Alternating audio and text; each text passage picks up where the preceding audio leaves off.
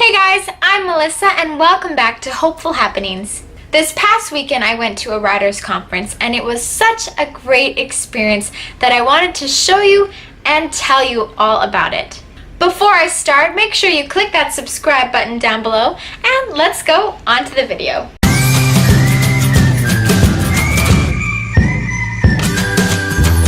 Since a writing conference might be a completely new thing to you guys, I'm going to tell you a little bit more about how it worked. Every writers conference is different. Mine was one day, sometimes they're like a whole weekend. The Florida writing workshop that I went to was in a hotel and you started off the day by signing in. Hey guys, I'm on my way to the 2018 Florida Writers Workshop. I'm kind of nervous, but I'm also really excited.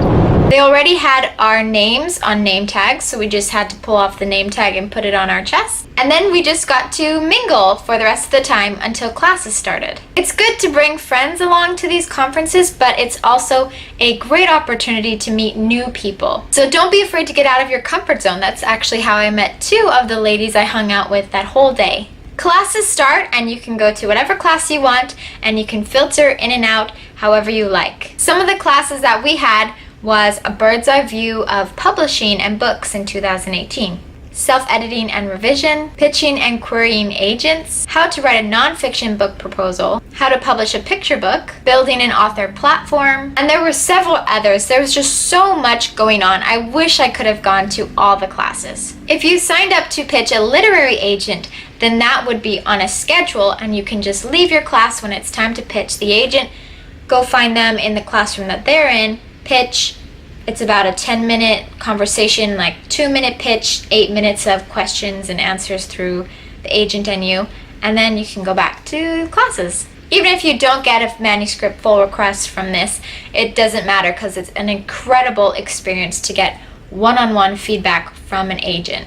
I know the girls that I was with that did pitch to agents were so happy that they did. One of the most interesting classes that I went to was Writers Got Talent. It was where authors could submit 11 copies of their first page because there was about 10 agents at the panel and one reader, and you would submit anonymously so that if they picked up your manuscript, they would all read it together and then critique it in front of the class. How it worked was there was a reader who read the page and then all the other agents had a copy of the page and were reading along.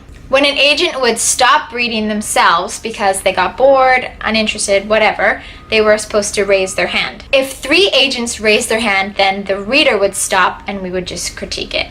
We got through about maybe like 13 books, I think, in an hour's time. And out of those 13, I think only 3 got to the end of the page. So these agents were pretty brutal.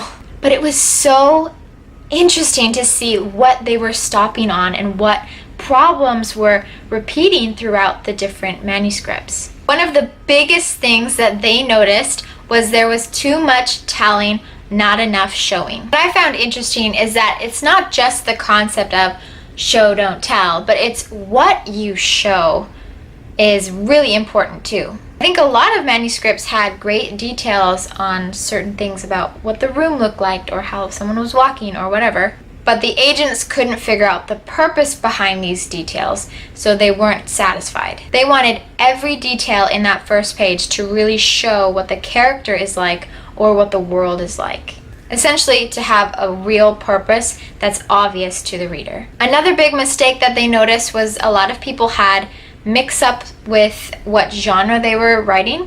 Someone wrote a memoir and it sounded more like a thriller. Someone wrote a romance and sounded more like a contemporary. So I guess my advice here would be to research genres a lot more, because if they, as agents, feel that the genre doesn't match the writing, then they're not going to want to read further. For the sci-fi and fantasy books that they covered, I noticed that grounding the reader in the setting was way more important than in other genres. On the first page, we should know kind of what world we're in. Are we on Earth? What dimension is this in? One agent said that with fantasy, it can be really different than the normal world. Give us descriptions that do double duty, so they should make us feel familiar with something we know and also introduce us into the world.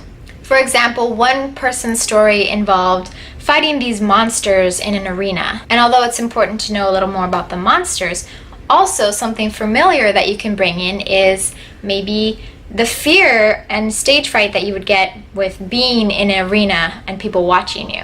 And the last major thing that they commented on in the first page critiques was that way too many people were using backstory in their first page. Constantly, one after another, these agents would say, "Don't give us backstory, don't give us backstory, don't give us backstory."